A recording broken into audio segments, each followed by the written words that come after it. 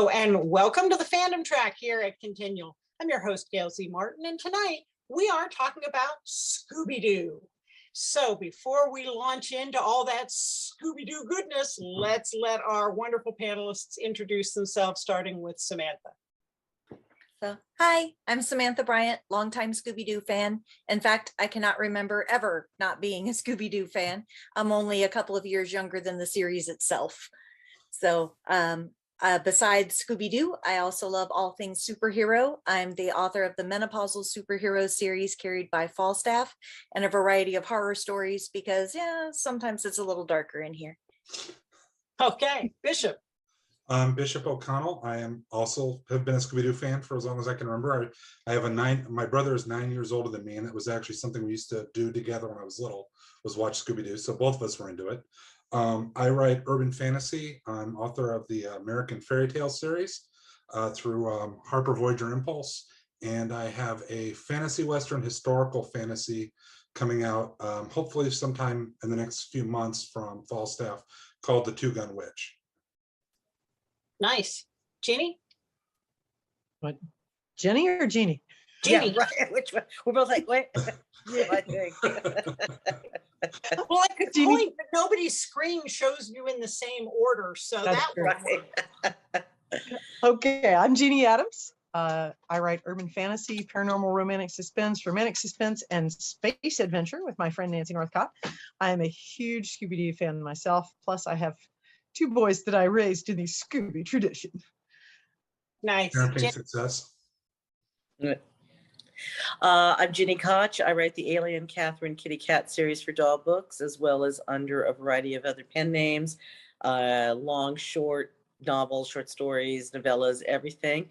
And I'm a Ruby Roo fan from way, way back. And based on age, I could be the way, way backest one, but I'll let someone else pretend to win that. I have the most gray, so I'll take that. Okay, I'll let you have that one, Bishop. He's longer than me.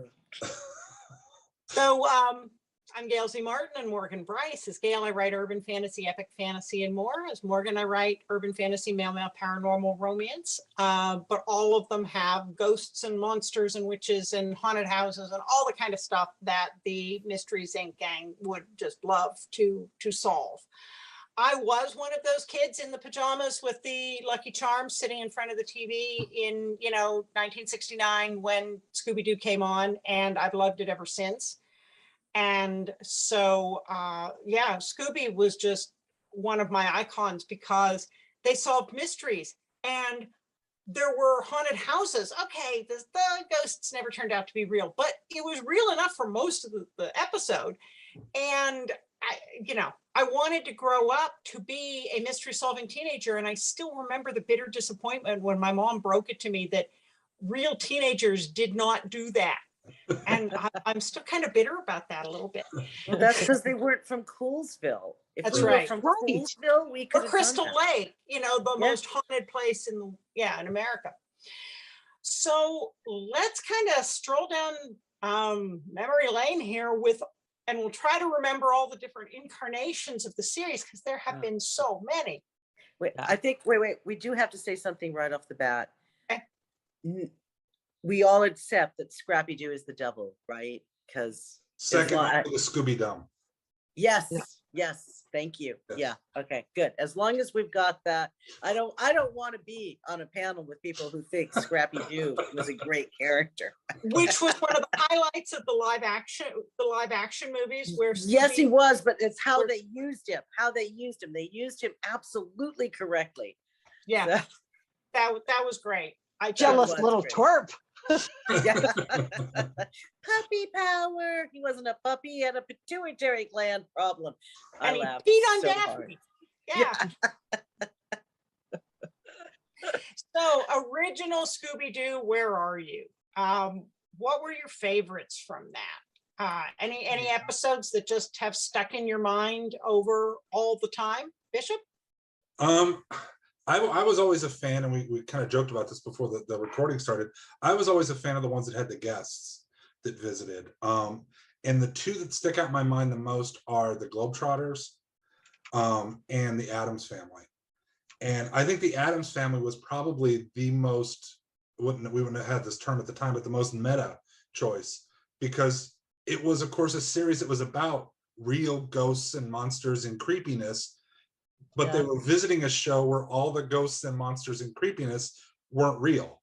So I thought that was like a really interesting take, you know, and to have somebody where, you know, if it had gone the other way around, the ghosts and the monsters probably would have been friends of the Addams Family. Yeah. And I just like the way, because I guess I've always been a fan of pop culture. I just like the way it brought stuff like that in, you know, and even when you had like when the Monkees were on and they had monkey songs for the interlude chase scenes, Yes. you know, and in the way it tied it all together. For me, that was just a lot of fun. It sort of made it more real to me because it was real, not necessarily real people, but real characters. Other shows that I knew were making an appearance on this, so it made the escapism, I think, a little bit more. That's the word I'm thinking of, a little more real. I think some of the grown-ups and kids that were a little older than me, like my uncles and such that watched it with me, that was part of what sold it for them. Sometimes I didn't know who the guests were because I was born in 71. Like I said, I'm a little bit younger than the show. But I can remember my mom being so pleased with like Don Knotts and that kind of stuff, and then taking that opportunity to show me other shows that he was in. So yeah, the special guest thing was always a lot of fun. The Globetrotters, that was really meta because they had an animated series at the same time. So it was a massive, it was a real crossover in real crossover ways that was probably my first crossover experience. So I just love it because I never missed the Globetrotters either because they also solved mysteries, as did the Jackson 5 and the Osmonds. Yeah, the late 60s were a treasure trove of famous people animated and solving mysteries. So frankly, part of me just figured everybody in the Scooby-Doo thing, they were real too. We just hadn't seen their show yet. So Oh my gosh, crossovers. Jonathan Winters. yes. And Batman and Robin. Yes. Those Oh were my so God. awesome. I I can't loved forget them. that one. But the Jonathan Winters one, my folks were just huge fans of Jonathan Winters. And I didn't know who he was, except that I had seen him a little bit when they were watching him, but not paid too much attention. Then he was on Scooby-Doo, so he became the thing. Because, and then I wanted to watch with them because, and they were all like, why suddenly? I'm like, but he's on Scooby-Doo. You must be famous. He's famous. Right. And- Yeah. You had some of the ones that nowadays would be more obscure, like Mama Cass from the Mamas and the Oh, yeah. Papas, Mhm. Sonny and Cher, Sandy Duncan. I remember the Sonny and Cher one. That was really fun. Yeah. Yeah. And it's interesting that not all of those mysteries, the new Scooby-Doo mysteries, have made it to video because of apparently hold up with rights. So they're not all available even now. They can still be broadcast. You can still catch them occasionally on a rebroadcast, but you can't get a complete set of them because of some rights hangups, which is kind of interesting. Yeah, I saw them not too long ago on I forget what TV channel, but I saw one and I thought I had seen all of them either originally or seen them in the endless replays of watching my kids watching the shows. But there was one, I think it was Don't Fool with a Phantom or something like that, but I didn't remember it. And my husband like, come here. It's one we never saw. He's like, I'm older than you. I saw it. There's They had the Three Stooges, Batman and Robin, the Addams Family, Jonathan Winters, Don Knotts, Phyllis Diller, Sandy Duncan, Sonny and Cher, Laurel and Hardy, Harlem Globetrotters, Davy Jones, Jerry Reed was the country music one. Yeah. Harlem Globetrotters, and then season 2 we had a crossover with Josie and the Pussycats. I Dream of Jeanne. Oh gosh, yes. I remember that. They Cat also saw Speed Buggy, Mama Remember Cat, Speed and Buggy? Dick Van Dyke. I Oh don't remember wow. the Now- Dick Van Dyke one. Let me ask something though. in my memory, that's the second iteration of the series when they started doing all the guest stars. Yes. The first series was straight up mysteries. Look, films, it's a man in a mask. Yeah. It's the Black Knight. Yeah. It's the minor 49er. Yeah. Yes. Space. Yes. Do you remember? There's one I was trying to remember what it was called, because there's a line from it that's become a family thing for us, which you hold out your hand when you want money and go coin, coin. But I cannot remember which one that one is. With the mummy. It's the mummy. That's right. It was Yeah. the first coin that was supposedly brought the mummy. Yeah. Scooby-Doo and a mummy too. Like Jeannie, I showed these, of course, to my kids when they were little, and the one who's 21 now, when they were little, started doing that one as a way to ask for money when they wanted something out of a gumball machine. Well, and the artwork in the original Scooby-Doo, Where Are You? It was still drawn by hand. You were still getting that really good artwork, which, for all kinds of reasons we don't get anymore. But if you look at some of those backdrops, they run past the same vase 20 times. But that vase is really well drawn. Yes. And another trivia now the very first episode, A Night of Fright is No Delight, which is, with Creeps and Crawls and Colonel Saunders out on that island with the green ghosts. That's also the episode they did a crossover just a couple of years ago with Supernatural. Yes, and that one was cute. Animated but they pulled in footage from that episode. Oh wow. And stayed true largely to the episode, except that the ghost turned out to be real and Sam and Dean and Cass were there. One of the things I think they did really well too when they did the live action ones was that they referenced all of those old shows. They had the Black Knight and the Minor 49er and the eyeball thingies, and there were so many of the things, and I'm like, oh, Easter egg. Yeah, in their trophy. I liked how I loved the movies, and we drew it's for kids movies that our daughter wanted to see that we had no interest in. It was a trade-off. I went to the last one, so you have to go to this one. Well, I had the short straw for Scooby-Doo, and she desperately wanted to see it, and how can I say no, right? So I'm going, my husband's like, dodge that bullet. And I'm expecting to hate this movie, and in the fart scene with Shaggy and Scooby, I realized I am laughing my head off. I'm like, oh my God, I love this movie. It's just like one of my favorites now. I love it. I love the sequel. We own them. I rewatch them. And Steve's like, not with me. And I'm like, I don't care. Roll my Scoobies. Right? I wanted to go to Zombie Island. That place was cool. Cool. And they cast it so well. I really thought everybody cast did a wonderful job. I like how they referenced in a very cute, sweet way all the Shaggy and Scooby are stoners, and what's Velma's sexuality, and is Daphne an idiot, and all this other stuff. I really liked how they did that in a very sweet way. So nothing was insulting, nothing was harmful. And you get a good laugh about it from the olden days. So I'm a huge the live action movies fan. That's one of the keys, I think, when they adapt something in another thing, is whether they really love the heart of it or if they're there to make fun of it. Yeah. And Matthew Lillard, what a great Shaggy. Yeah, when they did the Supernatural crossover, it was respectful to both shows. Yeah, they weren't making fun of They weren't making fun of Scooby. They stayed true to Supernatural, which that's kind of that was a task. Right. Yeah. But they did also poke fun at each other too. The things that were supposed to be over the top and corny, they called out, but that was part of what they loved about it. The fact that Fred's traps. Right. Yeah. But wait, it's one of Fred's complicated traps. Right. Yeah. These never work. But they used science, they used intelligence, and Daphne is bait, but they used science and logic to figure everything out. And this show, the women were equal to the men. Velma and Freddie were the smart ones. Daphne was pretty, and Shaggy was, hey dude, but each one of them still contributed even the Daphne could contribute despite just being, pretty and somebody that was going to constantly get kidnapped.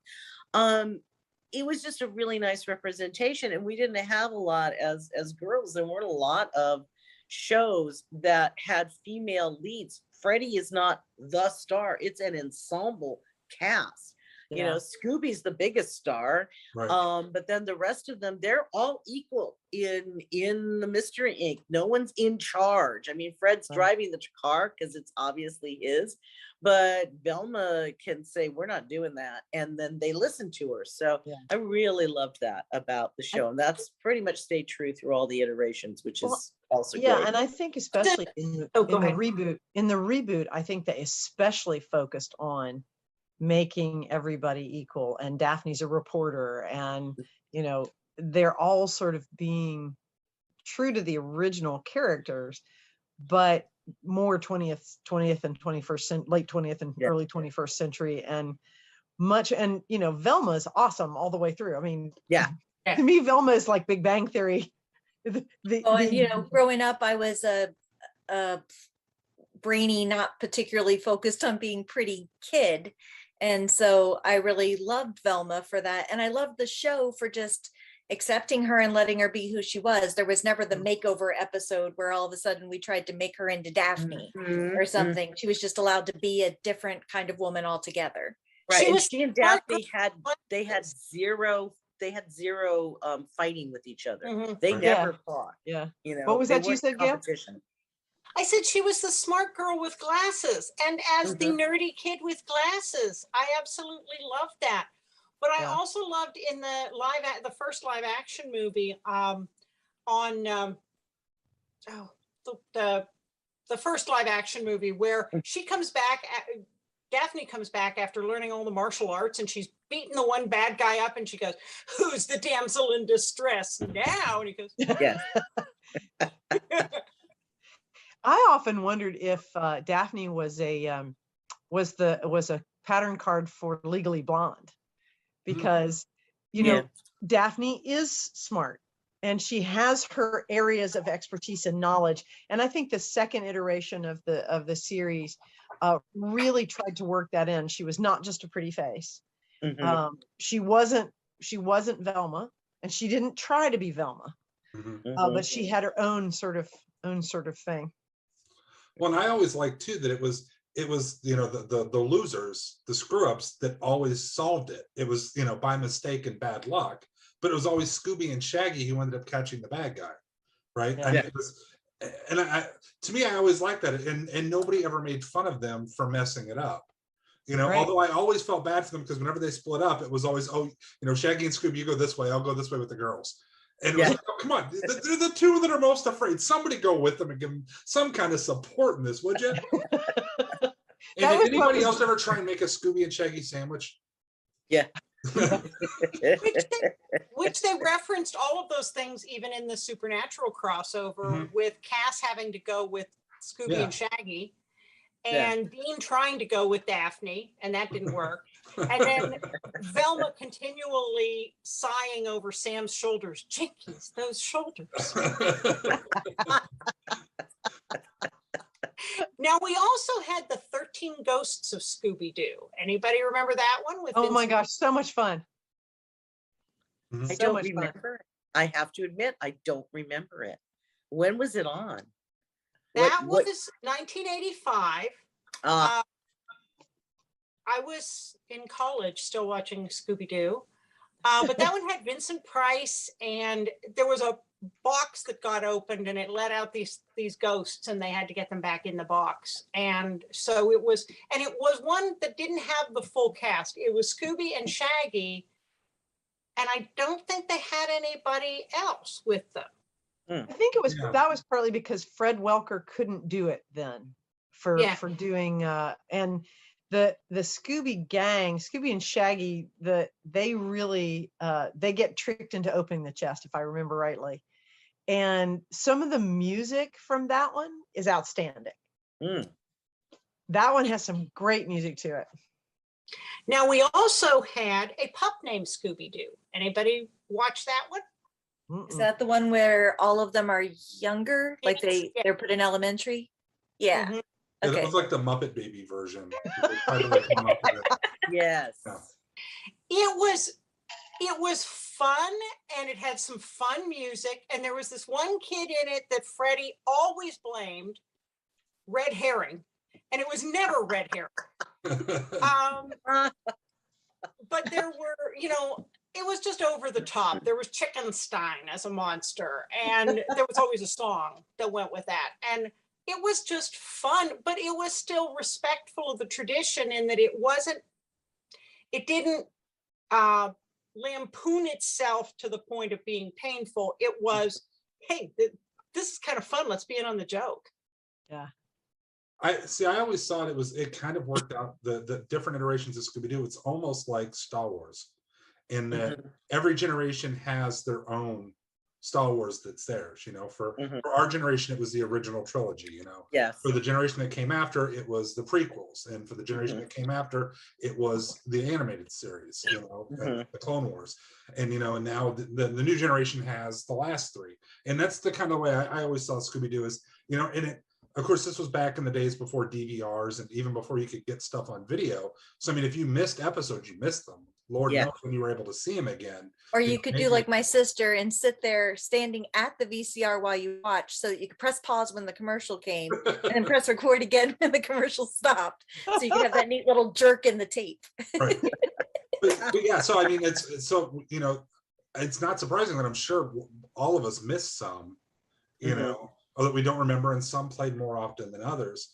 But yeah, those later iterations, as I got older, they were harder to catch because, as Saturday morning cartoons became less of a thing. And, I'm sure most of us remember when, cartoons stopped being about entertaining little kids and started being about selling toys. And basically every commercial was every cartoon was just a toy commercial. Yeah. And so I think that's why I liked the original Scooby-Doo so much, is because it wasn't trying to sell me anything. It was just trying to be silly and make a little kid, laugh and smile. Yeah. Now we also got Scooby-Doo Mystery Incorporated. No, What's New Scooby-Doo came first. That was the early 2000s. And that was a pretty good series, I thought. I mean, it kept my attention as an adult watching it. Yeah. And I thought they stayed true to the characters. They had guest stars like Simple Plan. Yeah. And that's also where we first got the Hex Girls. Yeah, love the Hex Girls. Yeah. Yeah, I remember watching these with my older girl and my younger kid too, and they liked those the movies from the early 2000s. Yes. Like Aloha Scooby-Doo. Is there a Witch Island or something about witches? Scooby-Doo on Zombie Island was the first one, and then Scooby-Doo and the Witch's Ghost. And what was really I put them together and got Witch Island. really interesting about those two is those are the only ones in which the monsters are real. And I think they originally made those movies for the adults that watched the series. And they turned out to be too scary for the kids watching with the adults who watched the series. Because there's some really scary parts in both of those that are really well done. But those are the only two where it's not somebody in a mask. It really is zombies and pirate ghosts and a vengeful witch. And the Stephen King knockoff guy is actually the bad guy. The bad guy, yeah. Well, and there was one too where in that whole series where Velma doesn't figure it out. As a matter of fact, they have the reveal and she's like, this is impossible. I didn't figure it out. We can't have this. This is impossible. And after those two, they still did a lot of good ones like Aloha, and there was the cyber chase where they get pulled into the video game. And that one was fun. One where Scooby falls for the sexy stoner chick, and or Shaggy falls for her and Scooby falls for her dog. But those were much, and Vampire's Curse and all those, but those never did come back to the level of serious story. Right. No, they didn't. Which is Ghost or Zombie Island. Well, they had another one. I thought the cyber chase did really well in terms of storyline and like a 3-dimensional full story. That one was really pretty good. There was another one too. I was just trying to look it up. Oh, the Big Appetite in Little Tokyo, where Yeah. they played with the monster movies and how whether or not Shaggy is the monster. And then we also had Scooby-Doo Mystery Incorporated, which was the mid 2000s, and 2010 to 2013. And this is the first time you had a story arc that ran across the whole series. So it wasn't just episode by episode. They were building toward a full story all about finding the pieces of the magical object. And we got to see a lot more of all of the kids' families. Right. And so there was a lot of interesting background there and some fairly well done scripts. Anybody have thoughts on that iteration? I really liked that one because there were a couple featuring the Australian guy that was Fred was just agog over the Australian naturalist, which is sort of a nod to our friend down under. And he appeared in two of them. I was just trying to figure out if I could figure it out, see which one it was. Was that Steve Irwin? Yeah, the character is a nod to Steve Irwin, but okay, but it isn't Steve Irwin himself. No. I was trying to figure out which one it was. Now I can't see it, but it was one that carried over 2 episodes. And as Gail was saying, those sort of building storylines as opposed to a straight one and done. And I'm looking at one of the other, we go from Scooby-Doo, Where Are You?, which was the original show, 25 episodes, to the new Scooby-Doo movies, which had 24 one-hour-long episodes. And then we get things like, pardon me, before we get into Scrappy-Doo, which, oh well. There's the Scooby-Doo show.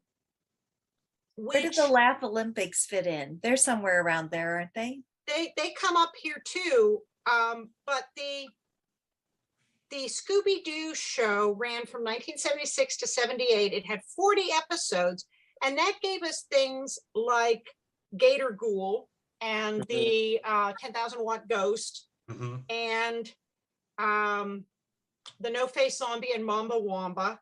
And those get thrown in sometimes with the originals, but they aren't part of the originals. And there are some went back to the original format. Yeah, and there are some that you'd see much more often than others, which I think is interesting, because some of them I'm looking through here and it's going, have I even ever seen that? And that might be another issue with rights and what they weren't able to bring back. And some it might depend on what station, what the control of, the station is. If somebody who's choosing the reel says, well, these are my favorites, so that's what we're going to see again. Yeah. You don't have any control over it. They're just, they're getting their royalties whether it gets, whether you do episode 8, 12 times, or you do episode 8, 9, and 10. So some of it could be there. I remember some being kind of problematic looking back on them now too. I mean, obviously product of the time, right? But wasn't there one that it was like a really bad take on like a voodoo doctor that was would be both the Tiki Scare one in Hawaii and Mamba Wamba. Yeah. Yeah. So I would imagine that those are probably going to be harder to come by and find nowadays. Well, and as much as I love the Mummy one, you had the stereotypical villain who was the Middle Eastern guy. Right. So yeah, they did fall prey to some of that. Yeah, wasn't there one where the bad guy was a really bad, like Fu Manchu style Asian man? The one where they are in Chinatown and there's the mask. Yeah, that's right. Stolen and it's like Secrets of San Francisco or San Francisco something or another. Yeah. But a lot of the bad guys were the same people that actually are bad guys in my life in small town America. Developers. Yes. the evil janitor. I always say that if I ever become fabulously wealthy from my writing life, I'm going to buy all the land in the area up for development and then refuse to develop it. Well, and I mean, credit where it's due. For the time, I think they were trying to teach kids about other cultures. Mhm. Yeah. But Yeah. but of course, we were so whitenized that the cultures that they were trying to share, most people only knew them from stereotypes. But they Right. did try. I mean, it was like all these things was like, hey, check out all this cool stuff about Chinese New Year and the dragons and fireworks and all this other stuff. So I mean, there was definitely problematic pieces to it, but I do think there's some credit due for the way they tried to branch out and Yeah. I show mean, things. especially in the ones in the 2000s, because there was a whole thing about Mexican Day of the Dead Mhm. and the one about Hawaiian culture that was done very well. The sports one in the skaters in Chinatown, which I cannot remember the name of, not in Chinatown, in San Francisco, because they use the prison and all that sort of thing. That one was pretty fun and really kind of was a travelogue of San Francisco. Mhm. But so many of them were really cool, and we still, Samantha, you were talking about the coin one. We still have one from the around here from the Day of the Dead one, which is the joke about, what did he look like? He's a chupacabra. What did he look like? My Uncle Flacco. What did he look like? I don't know. What did he sound like? My Uncle Flacco. So around here, anything that's unusual, what did it look like? My Uncle Flacco. So you asked about the Laugh Olympics.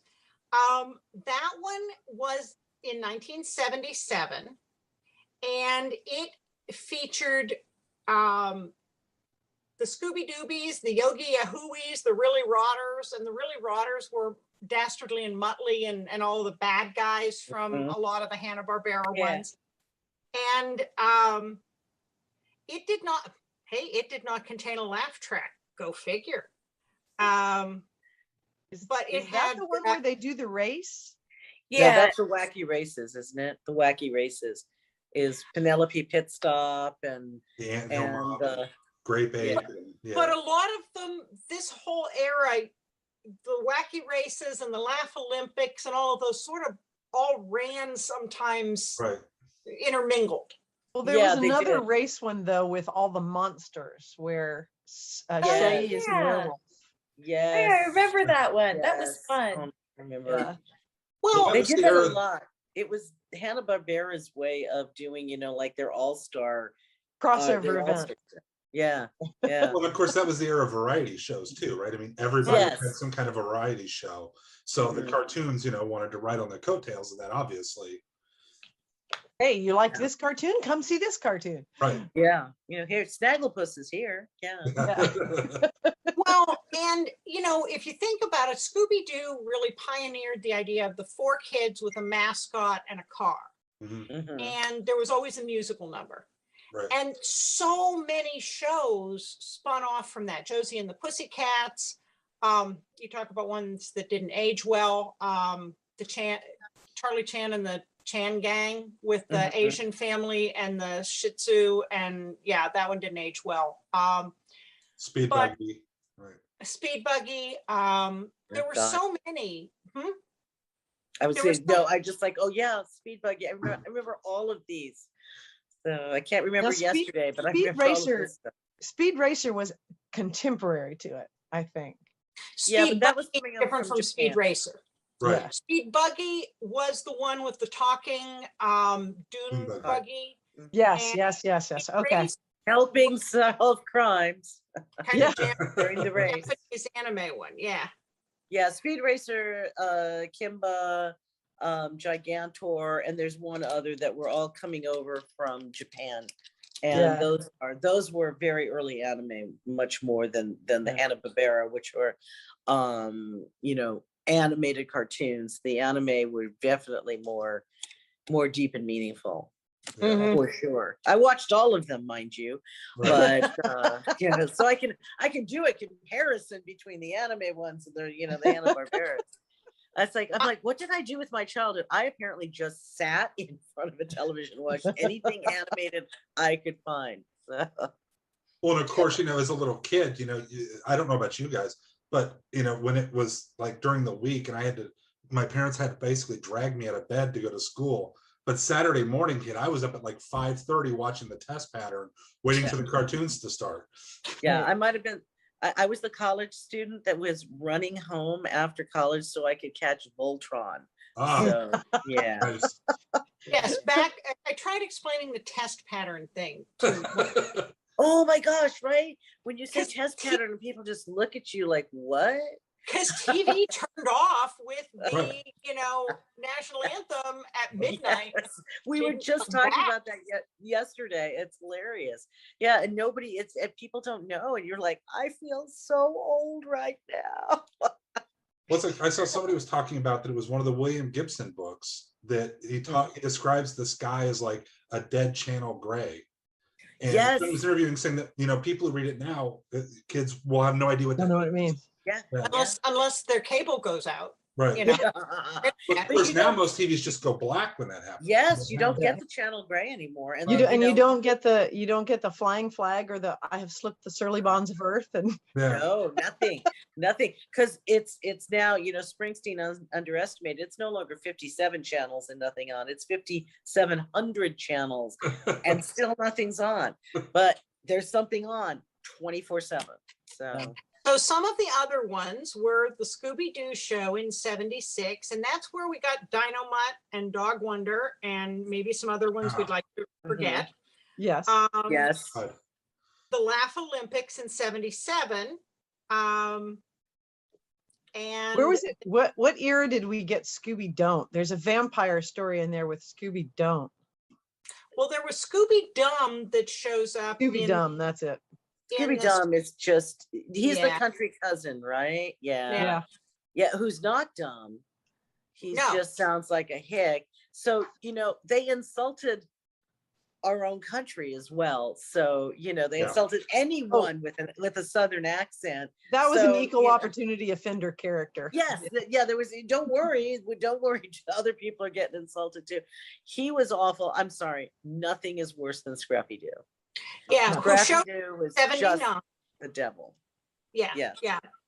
We And need then a we got the new Scooby and Scrappy-Doo show that was Which only Oh.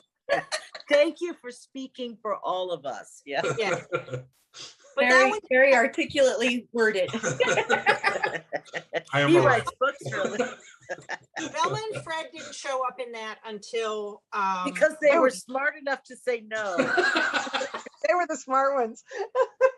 the 13 Ghosts of Scooby-Doo did have Velma. I'm sorry, Yeah. Daphne. It had Mhm. Scrappy, but then it also had Flim Flam, the little pickpocket kid. Yeah. Oh yeah. Yeah. The Wow. cousin all. How are you smiling about that, Jeannie? That's my question. Well, I gotta I'm like, tell you, "Ugh." I adore Vincent Price. Well, I do too. And Vincent narrates the 13 Ghosts of Scooby-Doo. Now, I didn't see it when it came out, but I bought the box set of DVDs for my kids. Yeah. And so, of course, you're driving the van and it's in the back and you can't see it, but you can hear it Yeah. over and over and over again. And so I practically have the damn thing memorized. But the music is fabulous. Despite Scrappy being in it, there are so many clever little devices that they use to not only let the ghosts loose, but capture them again. Mm. And through it all, there's this wonderful voice of Vincent Price. So Yeah. Now, where did Scooby D come in? I think Isn't that that- was in the That's last dumb. era. Yeah, No, Isn't that Scooby D was the Scooby- girl. yeah. Oh God, I forgot the girl. And we also got to meet Scooby's parents. Yeah. I was Point. never longing for that. I just, I understand why they wanted to do this. I mean, it's just like all the shows that suddenly the kids that were on the show are aging, and so they feel it's an obligation to bring in a new Moppet, and Cousin it never Oliver. works. Yes, Cousin Oliver. Cousin Oliver. No one ever asked for Cousin Oliver and his brethren, and they keep throwing them at us like they think we can't accept that characters can age. We're aging, but we can't accept that characters can age. It's like if you have to, The Simpsons does it well, and animation can do it well. No one has to age in animation, but in real life, no one wants Cousin Oliver, and we didn't want it in animation either. And I really hope that in any future iterations we get no more additional Scoobies, because we really only need the one, because he's awesome and perfect. Now, two that I didn't see, which were short-term series, there was Shaggy and Scooby-Doo Get a Clue in 2006, where Scooby's an inventor. And then there's Be Cool Scooby-Doo, where they have googly eyes.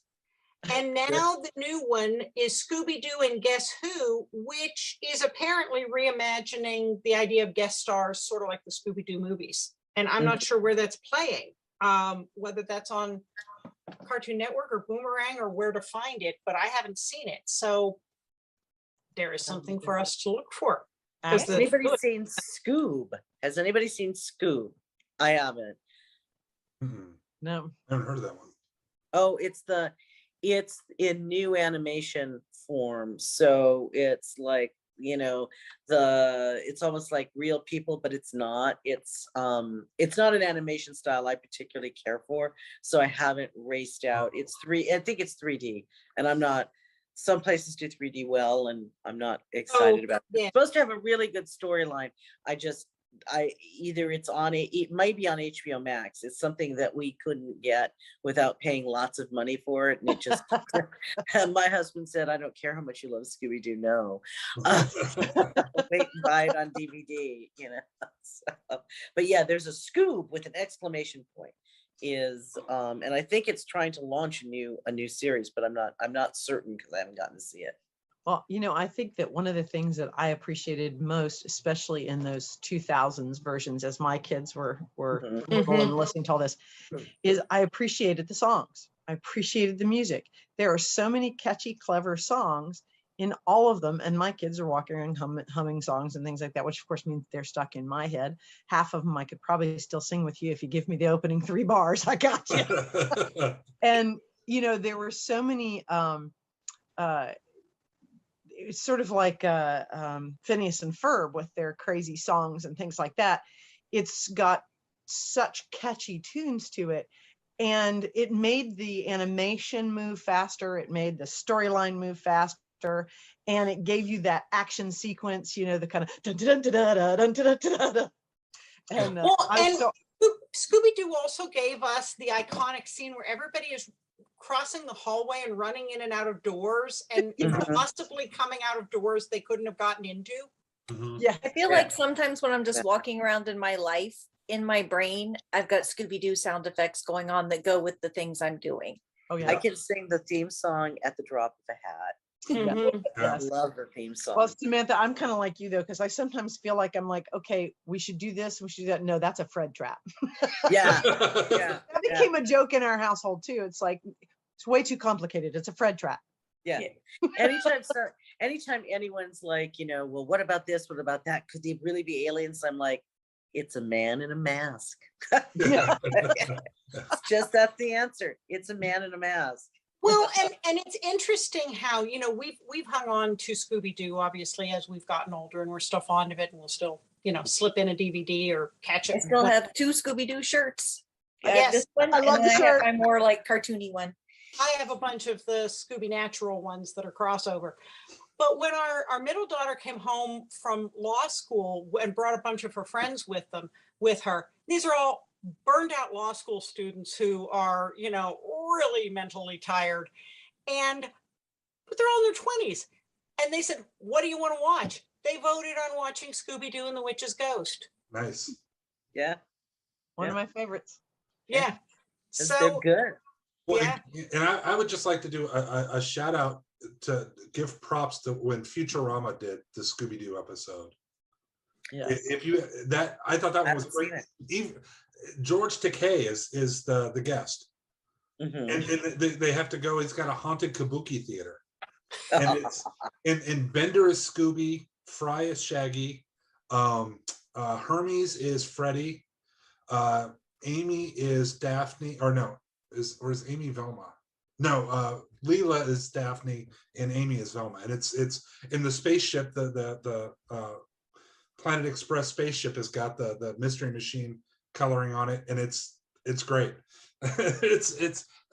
It does this, it does a thing that, like, I think that the Supernatural crossover did, that it pokes fun at the stuff that I think was meant to be over the top, but it still definitely was written and performed by people who loved the show.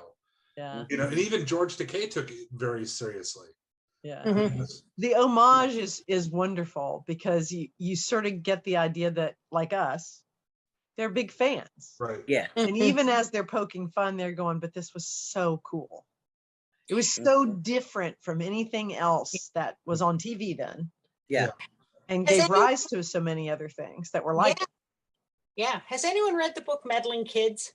Yes. I have it. I haven't read it yet, but I've read a little of it. It's really good. Yeah. It is an unexpected take on the Scooby Gang years later. And while it does switch not only POV, but from novel to script draft to it goes through some formatting changes, which is jarring. But it was on the whole an interesting take on the Scooby Gang and what happened to them as adults. And it's clever. Well, I had not read it. It's been recommended to me about 8,000 times, but to me, it seemed like it did the same thing Wicked did, where it sort of turns things on its head, and you go, oh, well, I hadn't thought about that. So it's been in my to read queue for a while. Yeah. You know, this is the kids cartoon that spawned 15 comics, 45 films, 46 short films, 13 television series, 1 web series, 14 animated series, 6 TV specials, 8 television shorts, 6 television films, 36 direct-to-video movies, 6 theatrical productions, and 20 video games. Wow. I had no idea there was that many video games.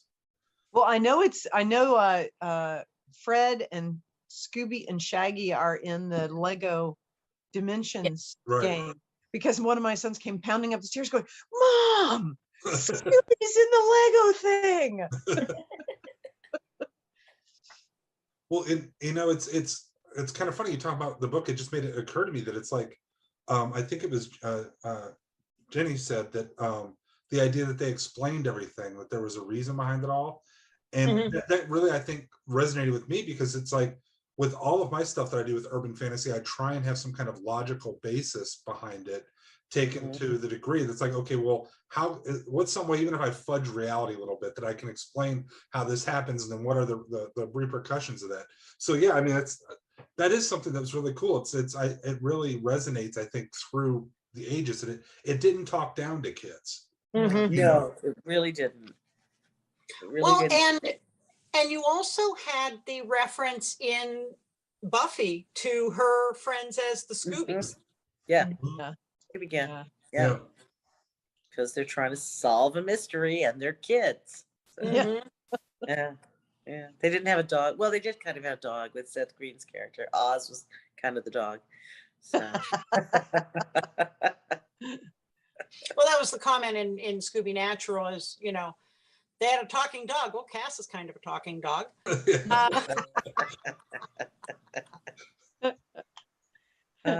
So what? Oh, we didn't mention Scooby-Doo meets the Boo Brothers and the Ghoul School. Those were 2, and the Reluctant good. Werewolf. The Those- Reluctant Werewolf was so much fun. Yeah. Yeah. Those were ones that my kids just loved. All of those. The Ghoul I think School- I had to buy a second copy of the Reluctant Werewolf. I think my kids wore that. I think that's the one that my kids wore out. Mhm. That and the Mexican, the Day of the Dead one. Uncle Flaco got worn out. We had to buy him twice. Scooby-Doo and the Monster of Mexico. Yes, Yeah. yes. El Yeah. Chupacabra. I guess chupacabra was too hard a word, so he has to be the monster of Mexico. Apparently, although on the one that's set in Loch Ness, Drumnadrochit is it's constantly repeated Yeah. as the most complicated word you could possibly say. It's Drumnadrochit. There's a reason they never went to Wales. Yeah. Too many syllables. Well, and we even got and I would have gotten away with it too if it weren't for you meddling Meddling kids in kids. Scooby Natural. Right. Yeah. At which point Dean howls, Ruby, Ruby, Roo. Right. Well, and I mean, even people that aren't necessarily familiar with Scooby-Doo will recognize those tropes and those kinds of call outs, right? Oh Mhm. yeah. I mean, it's like, if you just mention meddling kids, even if people can't place it, they recognize it and they know it. I mean, it's kind of amazing to think about that something like that was so simple as a kid's cartoon is lasted so long and made such a huge impact and is still having a big impact, Oh, yeah. shaping pop culture. Yeah, And I remember, heard somebody say the other day, literally in the grocery store, we need some Scooby snacks. yes, right. I always wanted Scooby snacks. They look so good. Yeah. Does But anybody remember when remember they the actually made some? I think they do now. Yeah. Yeah. Archie's have a lot of spin-offs too. And I think Josie and the Pussycats is actually an Archie's comic spin-off that still crossed over to just like Sabrina the Teenage Witch. So Mhm. basically, if it's in Riverdale, it's from an Archie's base. So I'm pretty sure Josie and the Pussycats was an Archie spinoff, and as was Sabrina the Teenage Witch, and they still cross into Scooby-Doo because I think it was the big show that you wanted to be on, like Batman 66, where people all of a sudden this became hip and fun and cool, and you wanted to pop out of the window as they're climbing up the side. You wanted to be somebody who got to guest star and cameo, and have your big thing. And they all had stuff to promote, which is, if you look back as a kid, I was just so excited. Oh my gosh, it's Mama Cass, right? And then it's like, oh, she had a solo album to promote. That's what she's on Scooby-Doo, right? But you don't I was know so it. taken aback as a kid to find out my parents were laughing at Batman 66 for a completely different reason, because apparently all the villains were famous for something else. Frank Gorham especially. I have warm thoughts for my mother and grandmother because I was never allowed to sit really near. I'm very nearsighted. I was never allowed to sit near the television, except for Batman. They let me sit really close, and I realized as an adult it was because they were laughing their heads off, because I took it very seriously, and they didn't want me to know that it was a comedy. They wanted me to enjoy it, in the way that it was intended for kids. When we last left our heroes. Yes, right. And so that was the only one. And as I got older, I realized, oh, that was really very nice of both of them to not say, no, you have to sit on the couch and watch us laugh hysterically and be deeply confused. So It's very funny though, because Scooby and the crossover with Batman got my youngest child interested in the 66, 69 Batman. Yeah. And he asked for that for Christmas that year. And so all of us had the joy of rewatching all of the old Batmans and all of the guest stars. I mean, speaking of Vincent Price and Frank Gorham, and I forget who played the Archer. Roddy McDowell's the bookworm.